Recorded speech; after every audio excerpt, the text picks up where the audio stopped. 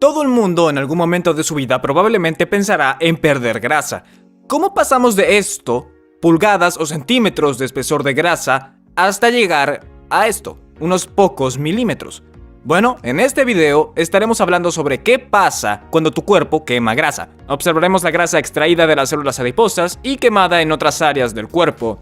Discutiremos algunos mitos o ideas sobre si podemos controlar de dónde extraemos la grasa. Y también hablaremos sobre si hay un ejercicio ideal o perfecto para perder grasa.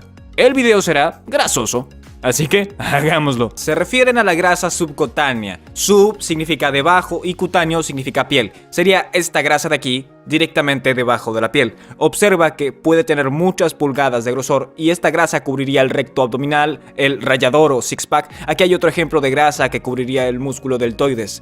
Por lo general se suele pensar esto en términos estéticos. La gente quiere que sus músculos se vean más y si la grasa sobre los músculos se hace más fina, esos músculos van a mostrar toda su gloria y todo su poder playero. Ahora, aunque sería bueno tener grasa subcutánea más delgada para ver esos músculos más claramente, eso no significa que no debamos mencionar la grasa visceral. Visceral significa que pertenece a los órganos internos. Sería la grasa que rodea los órganos. Está la cavidad abdominal y arriba la cavidad torácica donde está el corazón y los pulmones. Ahora, justo en este cuerpo o en esta disección es más difícil distinguir las estructuras y órganos específicos. Y eso se debe a que tiene una gran acumulación de grasa visceral. Puedes ver cuán graso es este granumento, puedes ver estos apéndices grasosos cómo salen del intestino y esa acumulación de grasa visceral en el medio. Pero lo que más llama la atención es la cantidad de grasa visceral alrededor del corazón. Sí, el corazón está aquí adentro. Es loco pensarlo y más todavía cuando ves toda la grasa visceral que hay ahí adentro. Ahora, a esta grasa visceral se le suele llamar también como grasa profunda del vientre, porque a medida que se acumula puede presionar tu pared abdominal y aumentar la circunferencia de tu cintura. Y cuanto más aprendamos sobre la grasa visceral, más entendemos ciertas condiciones de salud. Cosas como el síndrome metabólico, la diabetes tipo 2, la hipertensión arterial y otras condiciones cardiovasculares, entre otras. Pero hay algo bueno con la visceral y es que en realidad se irá de una forma muy similar a cómo perderíamos la grasa subcutánea. Y a esta discusión o exploración sobre perder o quemar grasa le aplicaremos dos perspectivas diferentes. Una, ¿qué podemos hacer para estimular la pérdida de grasa? Y dos, y esta es un poco más fascinante para mí, que si observamos a fondo lo que está pasando dentro del tejido adiposo cuando la quemamos y lo adelgazamos, ¿a dónde va todo? Quiero que nos enfoquemos en esto primero y luego hablaremos de las estrategias para estimular la pérdida de grasa. Bueno, entender esto requiere un ejemplo, y es el ejercicio, obvio. Y pensemos en un músculo, los cuádriceps, los grandes músculos en el muslo anterior. Los cuádriceps cuando se ejercitan necesitan energía extra, energía que vamos a extraer de las reservas de grasa. La podemos extraer de la grasa sobre el abdomen e incluso de la grasa que está alrededor de este hombro. Pero si ampliamos el tejido graso, veríamos que está compuesto principalmente por unas células llamadas adipocitos o células adiposas. Y algo me dice que no te va a sorprender que estas células adiposas almacenan grasa. Esta grasa se almacena con triglicéridos. Eso es un glicerol unido a 3 cadenas con ácidos grasos. Necesitamos descomponer estos triglicéridos antes de poder extraer la grasa de las células y hacerla circular por el cuerpo. Y hay una enzima importante dentro de tus adipocitos llamada lipasa sensible a hormonas. Y esta lipasa sensible a hormonas necesita de ayuda para activarse. Y cuando hacemos ejercicio liberamos ciertos químicos como epinefrina y norepinefrina, también llamadas como adrenalina y noradrenalina. Y también liberamos cortisol. Los tres pueden ayudar a activar lipasa sensible a hormonas para comenzar el proceso llamado lipólisis, una forma elegante de llamar a la descomposición de las grasas. Una vez que descomponemos estas grasas, esos ácidos grasos pueden liberarse en el torrente sanguíneo. Y, como información adicional, estos ácidos grasos no les gusta el agua. Como grasa contra agua no se gustan entre sí. Estos ácidos grasos, porque nuestra sangre es principalmente agua, necesitan ser transportados con una proteína. Esta proteína es la albumina. Puedes pensar en la albumina como el taxi para tus ácidos grasos. Y ahora que están en el taxi, pueden circular por la sangre y llegar a los cuádriceps en funcionamiento. Ahora, en el torrente sanguíneo, esos ácidos grasos podrían llegar a la arteria femoral y tomar alguna de esas ramas de la arteria hacia los cuádriceps en funcionamiento. Y en los cuádriceps, las fibras musculares lo absorben y lo canalizan hacia las mitocondrias produciendo ATP. Es genial visualizar todo este proceso de llegar a los cuádriceps. Una vez que estamos en esta mitocondria y produciendo ATP, aquellos que han tomado biología antes podrían recordar que si hacemos esto en la mitocondria produciendo ATP con ácidos grasos, esto se va a hacer aeróbicamente, lo que significa que habrá oxígeno suficiente. Solo metabolizamos grasas con oxígeno, aeróbicamente. Como la glucosa o los carbohidratos, la glucosa se puede metabolizar anaeróbicamente sin oxígeno, pero también con oxígeno. Pero para darte algunos números, si metabolizamos glucosa con oxígeno y canalizamos esos productos del metabolismo de la glucosa con la mitocondria, podemos obtener aproximadamente de 32 a 36 ATP de esa glucosa. Mientras que el ácido graso, como un ácido graso común que se metaboliza, el ácido palmítico, ese nombre no es importante, así que no sé por qué lo mencioné, pero ese ácido graso común puede producir casi 113 ATP. Entonces, podrías estar pensando, ¿cuál es la trampa? ¿Por qué no usar grasa para nuestra energía todo el tiempo? ¿Por qué usaríamos carbohidratos? Como aprendimos, hay cuestiones involucradas en usar grasa para obtener energía. Se extrae del almacenamiento para ponerla en el torrente sanguíneo y transportarla a un músculo o a otra célula que utilice ácidos grasos. Y podrían estar en la región corporal diferente. Hay varios pasos involucrados y existe preocupación por la distancia. Y sí, las grasas producen una gran cantidad de ATP por molécula, pero esto lleva más tiempo. Desde la perspectiva del ejercicio, toma alrededor de 10 a 20 minutos aumentar tu metabolismo de las grasas durante el ejercicio, y nuestros músculos no pueden almacenar mucha grasa, por lo tanto estamos dependiendo de esas reservas y utilizamos la grasa para ejercicio en el tejido muscular. Nuestros músculos son excelentes para almacenar glucosa en forma de glucógeno. La glucosa no produce tanto ATP por molécula, pero está dentro del músculo, lista y disponible, y es mucho más rápido para metabolizarla y descomponerla.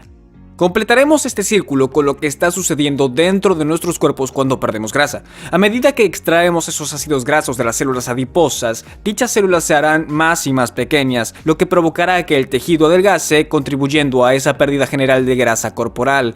Y por supuesto, esto facilita ver esos maravillosos músculos. Ahora ten en cuenta que podemos aplicar los mismos principios que hemos discutido a la grasa visceral. También podemos extraer ácidos grasos, lo que reducirá la cantidad total en esas cavidades corporales. Una pregunta que suelen tener sobre la pérdida de grasa es si puedes controlar de dónde extraes la grasa, basándote en tus elecciones de ejercicio. Por ejemplo, si hicieras muchos abdominales para trabajar el músculo recto del abdomen, podrías hacer que tu cuerpo extraiga la grasa de la zona superior del vientre para hacer que este músculo sea más visible, y desafortunadamente no existe evidencia consistente que yo haya visto para respaldar esto.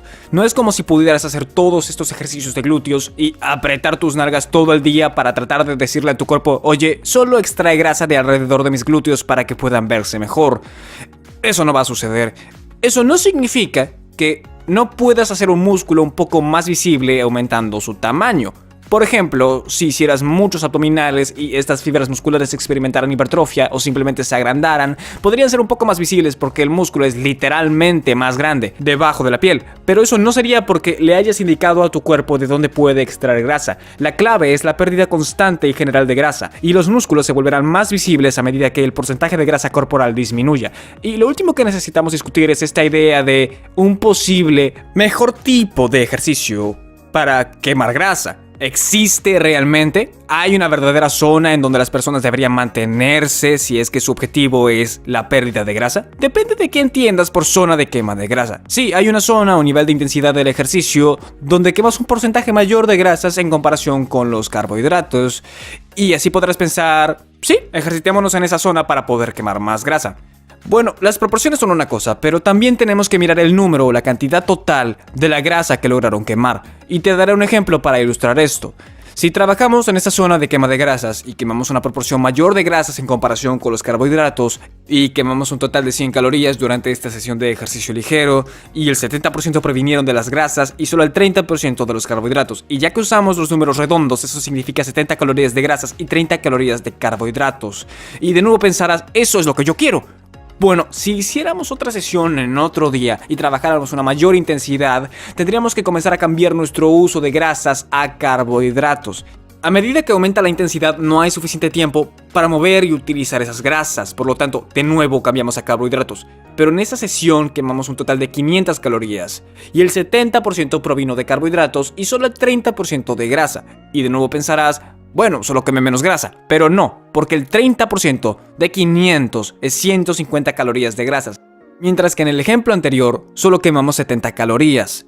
Ahora, no cites esos números exactos de los ejemplos anteriores, principalmente use números redondos para ayudar a ilustrar el punto, pero si te interesan más detalles y números específicos, en realidad hice una tabla en un video anterior, donde realicé cálculos exactos de las proporciones de grasas quemadas en comparación con los carbohidratos, así como en otras intensidades de ejercicio. Si te interesa eso, pondré el enlace aquí, pero lo último que quiero mencionar sobre esta idea, un tipo perfecto de ejercicio para mejorar la pérdida de grasa, es que si observáramos a los múltiples tipos de atletas como corredores, ciclistas, jugadores de básquetbol, futbolistas, tenistas, levantadores de pesas, incluso receptores en el fútbol americano, porque sí, hay ciertas posiciones en el fútbol americano y otros deportes donde un poco de grasa podría ser beneficioso, pero en su mayoría, si miráramos a diferentes tipos de atletas, sí, veríamos algunas diferencias en el desarrollo muscular. Ciertos deportes y entrenamientos estimulan más la adaptación del tipo de resistencia muscular y los músculos no se vuelven muy grandes. En otros tipos de deportes y entrenamientos, los músculos se estimulan para aumentar el tamaño y así sucesivamente. Veríamos esa diferencia en el desarrollo muscular, pero algo que estos atletas tendrían en común es que no cargan con mucha grasa extra. Lo que podemos deducir de esto es que no existe una mejor manera de hacer esto. Hay múltiples maneras de tener éxito en quemar y perder grasa. Y así, una de las cosas hermosas que creo que tiene el ejercicio es la cantidad de opciones que hay. Así que es más probable que participemos de manera constante en el ejercicio y perdamos grasa de forma exitosa si hacemos lo que realmente disfrutamos. Entonces, si eres alguien que le gusta correr largas distancias, podrías perder grasa con eso. Si prefieres el entrenamiento de alta intensidad, puedes perder peso y grasa. Si te gusta el entrenamiento con pesas o una combinación de pesas y cardio, tendrás éxito, y participar en tus deportes favoritos te ayudará bastante. Lo que la mayoría de datos sugieren es que no se trata de enfocarse en cuánto perdemos de grasa en comparación con los carbohidratos que hemos quemado. Es más sobre el gasto calórico total que realicé. Y sí, perder peso y grasa es más fácil decirlo que hacerlo en ciertas situaciones. Hay cosas que no podemos controlar, como la genética, la edad, incluso las hormonas. Pero siempre digo a mis pacientes, intentemos enfocarnos en lo que podemos controlar. Y podemos controlar cuántas calorías quemamos y cuántas calorías consumimos. Así, logramos quemar más calorías de las que consumimos o ingerimos, entonces tendremos cierto éxito potencial en perder grasa y perder peso. Y una vez que estemos satisfechos y felices, podemos ajustar y hacer esas entradas iguales a la salida.